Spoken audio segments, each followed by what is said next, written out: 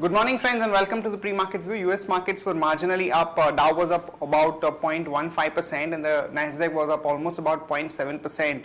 And some of the data points which came out from US were not good. Q1 GDP came in at about 2.4%, which was though in line, slightly below market expectations. Also, the jobless claims surprisingly moved up by 10,000, which again was negative, but at the same time there is a feel that now that this economic data points have not been that encouraging, the Fed may continue with the bond buying program for a little longer.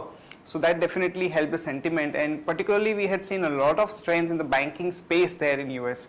European markets too were up almost about 0.5, 0.6%, and when we look at the Asian markets today morning, Japan is up almost about 1.6%. We are seeing a lot of volatility in the Japanese markets for the past few days. Yesterday also it was down, but that is not affecting some of the emerging markets, and particularly our markets, because yesterday also Japan was down quite sharply, but our markets continue to remain stable right through the day.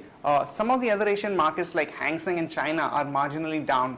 In terms of flows, friends, FIs were net buyers in the cash market to the tune of about 787 crore.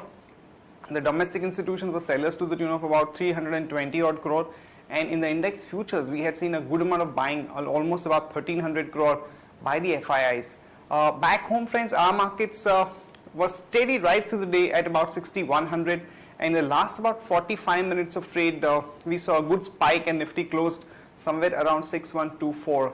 At the same time, we have seen a huge amount of call writing happening in the next month series at about 63 and 6400 series, as we've seen drop in the IVs and a built up in the open interest, which is clearly reflecting that the market is not expecting a significant up move for June series. On that note, let me invite Sadhana to take us through important F&OQs, data and strategies that we can have in the F&O markets.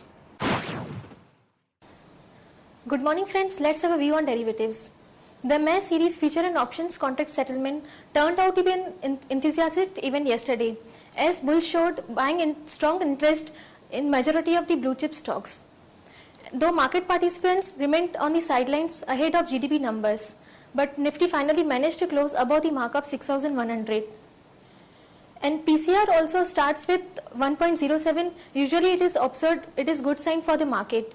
And Nifty futures have started with the 1.86 crore shares in open interest versus 1.58 crore in last month.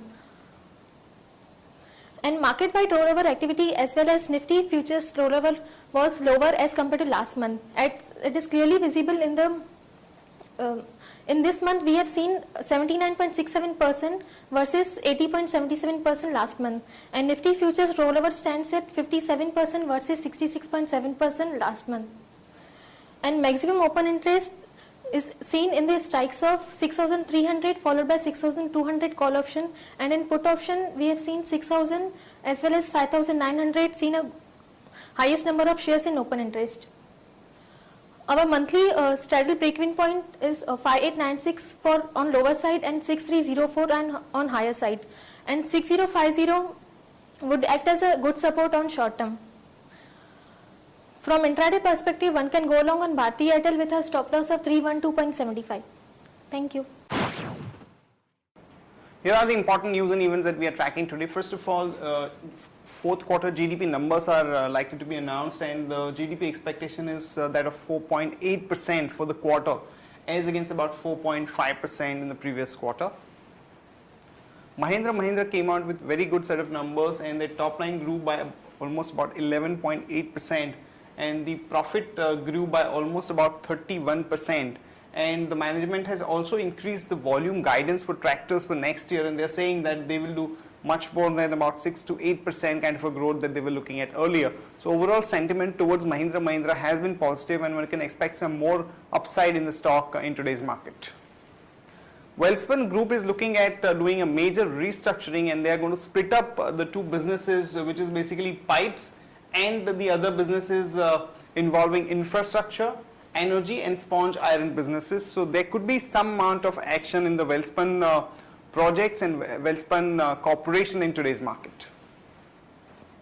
In case of Reliance Power, the lenders have restructured 14,500 crore loan, and they have also rescheduled the repayment, and the interest rates have also been hiked from 14.5% to about 14.7%. This is definitely viewed as a bit negatively for the Reliance Power, and there could be some negative reaction on the stock in today's market. And DLF reported dismal set of numbers for the quarter, and they reported in fact a net loss of about 4.19 crore in the fourth quarter, as against a net profit of about 212 crore in FY12. This is mainly due to the poor sales and the losses of subsidiaries.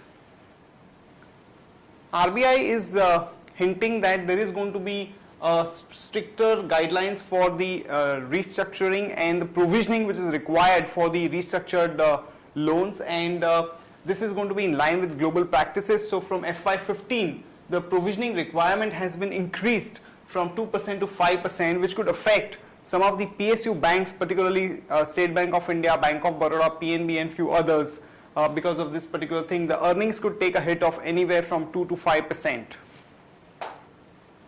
Bharti, some positive news as the company is looking at selling stake in the landline and the enterprise business. In case of landline, they are looking at a valuation of about 17,000 crore, and in case of enterprise value, they are looking at a valuation of about 6,500 crore. So one can go long on Bharti with a stop loss of 309 and a target of about 325 to about 330. Zee Entertainment, some positive news as the company is looking at hiking the ad rates by about 20 to 30%, and this is being done basically because of the TRAI order, wherein they will have to cap the amount of ads that they are releasing, which will be capped at about 12 minutes per hour. So one can go long on Zee Entertainment with a stop loss of 230 and a target of about 242 to about 247. That's it from all of us, friends. Have a great weekend and see you on Monday morning.